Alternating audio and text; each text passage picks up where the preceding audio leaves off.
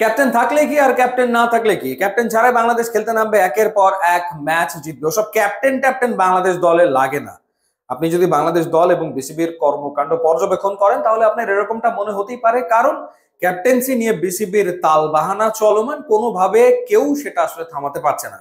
Nazmul শান্তকে captaincy থেকে সরিয়ে দেওয়া, আবারও তাকে ক্যাপ্টেন করা, এরপর দেখলাম হচ্ছে টেস্টের ক্যাপ্টেন যিনি তিনি আবার ওয়ানডের ভাইস ক্যাপ্টেন, ওয়ানডের ক্যাপ্টেন যিনি তিনি টেস্টের ভাইস ক্যাপ্টেন। এই বিষয়গুলো তো চলমান রয়েছে। এরপর আবার ক্যাপ্টেনের রোল কি এবং ক্যাপ্টেনের করণীয় কি সেটা সম্পর্কেও যে বিসিবি খুব একটা কেয়ার করে না, সেটাই বোঝা গেল লিটন কুমার দাসের সংবাদ সম্মেলনের বক্তব্যে। অর্থাৎ আয়ারল্যান্ডের বিপক্ষে টি-20 সিরিজের স্কোয়াড ঘোষণা করা হয়েছে, যেখানে শামীম পাটোয়ারি দলে নেই এবং লিটন কুমার দাস সেই ব্যাপারে কোনো কিছু জানে না। অর্থাৎ তিনি যে স্কোয়াড নিয়ে খেলতে নামছেন সেই স্কোয়াড সম্পর্কে তার কোনো ধারণাই নেই। তাহলে তিনি প্ল্যান করবেন কেমন করে?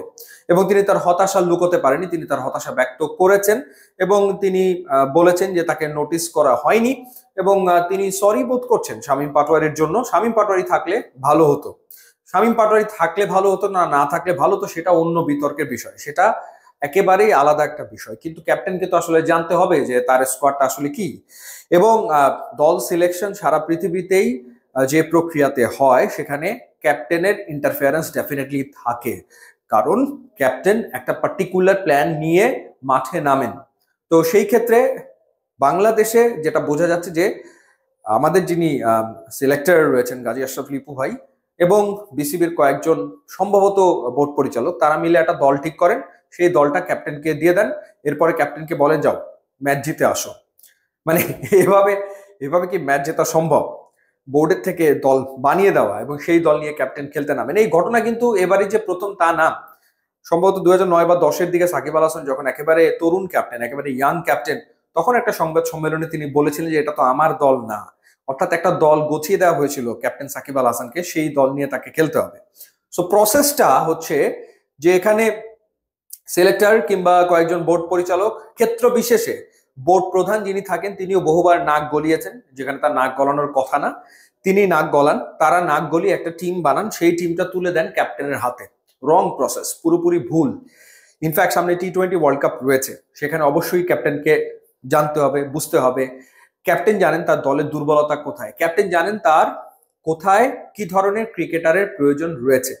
তো সেখানে তার ইনপুট তো খুবই গুরুত্বপূর্ণ। তার সব ইনপুট ঠিক হবে এমনটা ভাবার কোনো কারণ নাই, কিন্তু তার ইনপুট তো গুরুত্বপূর্ণ।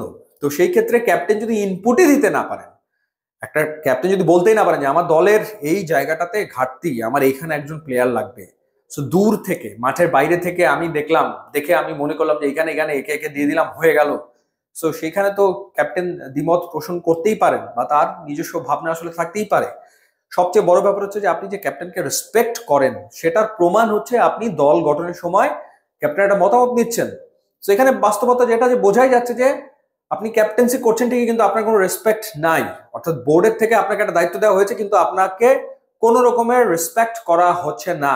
মানে আপনি একজন পুতুল, পুতুল ক্যাপ্টেন হয়ে আপনি মাঠে নামবেন এবং আপনি ওই দলটা নিয়ে পারফর্ম করবেন। এভাবে হয় নাকি? এটা কোনোদিন হয়? কিন্তু এই কালচারই চলমান রয়েছে বাংলাদেশে, যার কারণে মাঠে টিম ক্ষতিগ্রস্ত হয়, মাঠে টিম রেজাল্ট করতে পারে না। যে টিম দেওয়া হয়েছে সেই টিম যদি পারফর্ম না করে তাহলে ক্যাপ্টেন ডিরেক্ট বলতে পারেন, গো অ্যান্ড আস্ক সিলেক্টর, সিলেক্টরদেরকে জিজ্ঞেস করুন যে দল কেন হারলো, দল কেন পারফর্ম করতে পারেনি। অর্থাৎ মানে পুরোপুরি একটা প্রসেস যেটা ভুল, সেটার চর্চা চলমান এবং সেটা বছরের পর বছর ধরে। সে 2009-10-এ সাকিব ফেস করেছেন যা, এখনো লিটন কুমার দাস সেটাই ফেস করছেন এবং এভাবে কি লিটন কন্টিনিউ করবেন? সামনে বিশ্বকাপ রয়েছে, আমার মনে হয় বিশ্বকাপের আগে বিসিবি আর একবার ক্যাপ্টেন্সি নিয়ে একটা বিরাট বিরাম মনে করতে যাচ্ছে, কারণ বিশ্বকাপে লিটন তার পার্টিকুলার পছন্দের স্কোয়াড ছাড়া যাবেন বলে আমার মনে হয় না। তিনি ক্যাপ্টেন্সি থেকে সরেও যেতে পারেন, এটা আমার ব্যক্তিগত ধারণা, সেটা হতে পারে। ইউটিউব ইনস্টাগ্রাম লিঙ্ক আছে, আপনার যোগ দিলে খুবই খুশি হবো। And thanks for watching.